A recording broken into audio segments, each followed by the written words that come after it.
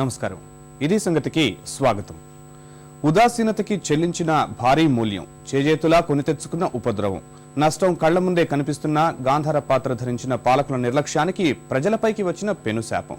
ఉత్తర తెలంగాణ రైతు గుండెని మండిస్తున్న బాబ్లీ వివాదంపై ఘనత వహించిన ప్రభుత్వం చేసిన నిర్వాకం ఇది. పసలేని వాదనలు, పొంతనలేని సాక్ష్యాలతో చేసిన కాలయాపనతో మహారాష్ట్ర వివాదాల బాబ్లీకి తలుపులు పెట్టేసుకునేందుకు మార్గం సుగమం అయిపోయింది.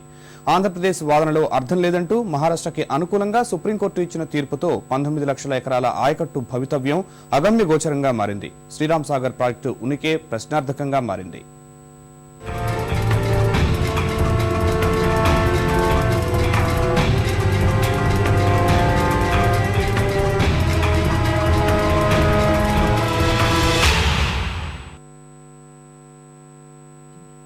చెరువు గర్భంలో మరో చెరువు, ప్రాజెక్టు గర్భంలో మరో ప్రాజెక్టు కట్టడం ఎక్కడైనా చూసామా?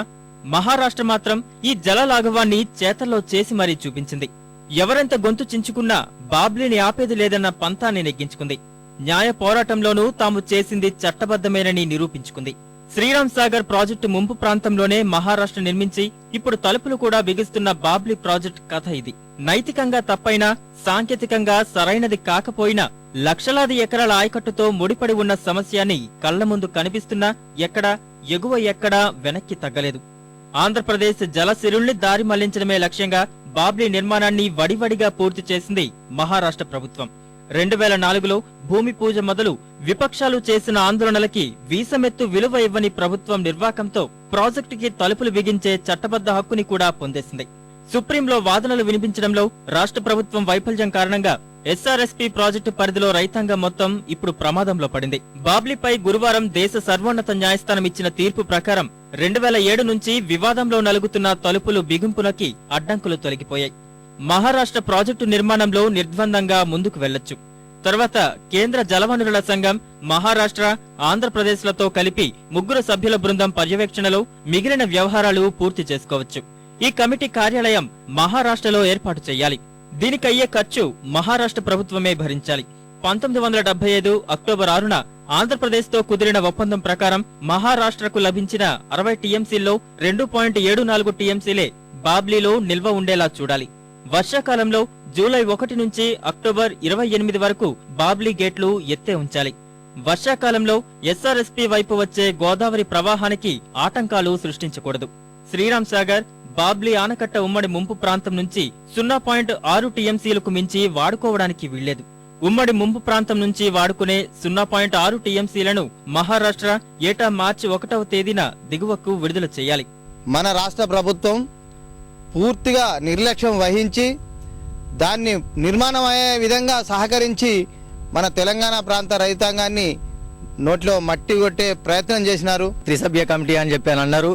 ఈ త్రిసభ్య కమిటీ కరెక్ట్ నివేదిక ఇచ్చి, ప్రభుత్వానికి నివేదిక ఇచ్చి, ఎంత మందము వాళ్లకు వనరులు అవసరం ఉన్నాయో అంతమందమే స్టోరేజ్ చేసుకొని మన రాష్ట్రానికి ఎస్ఆర్ఎస్పికి నీళ్లు వచ్చే విధంగా ఈ తెలంగాణ ప్రాంతానికి న్యాయం చేయాలని చెప్పేసి రైతాంగం తరఫున డిమాండ్ చేస్తున్నాము.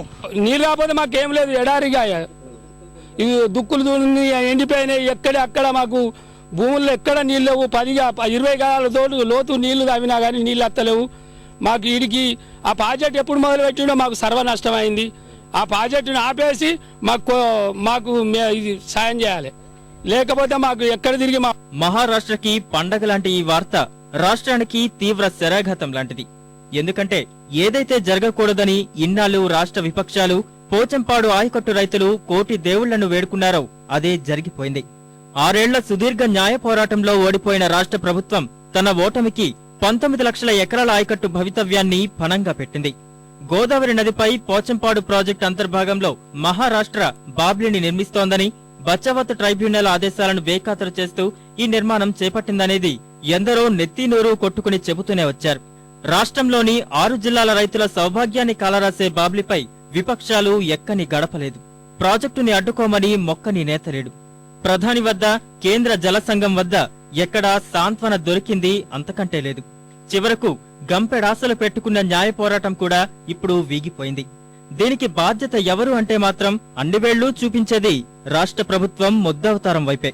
బాబ్లీ ప్రాజెక్టు వాస్తవంగా నిర్మాణం ప్రారంభమైనది 2004లోనే. బాబ్లీ ప్రాజెక్టు నిర్మాణానికి మహారాష్ట్ర ప్రభుత్వం 2004 ఆగస్టు 9న భూమి పూజ చేసింది. 2005 జనవరి 1 నుంచి నిర్మాణ కార్యక్రమాలు మొదలుపెట్టేసింది. బాబ్లీ నిర్మాణాన్ని నిలిపివేయాలంటూ కేంద్ర జలవనరుల శాఖ నాటి మంత్రి సైఫుద్దీన్ సోజ్ 2005 మే 25న మహారాష్ట్రకు లేఖ కూడా రాశారు. ఆంధ్రప్రదేశ్తో అంగీకారం కుదిరే వరకు బాబ్లీని ఆపాలని కేంద్ర జల సంఘం సూచించింది. ఈలోపే 2006 ఏప్రిల్ 10న ఎంపీ మధు యాష్కి సుప్రీంకోర్టులో రిట్ దాఖలు చేయడంతో న్యాయ పోరాటము ప్రారంభమైంది.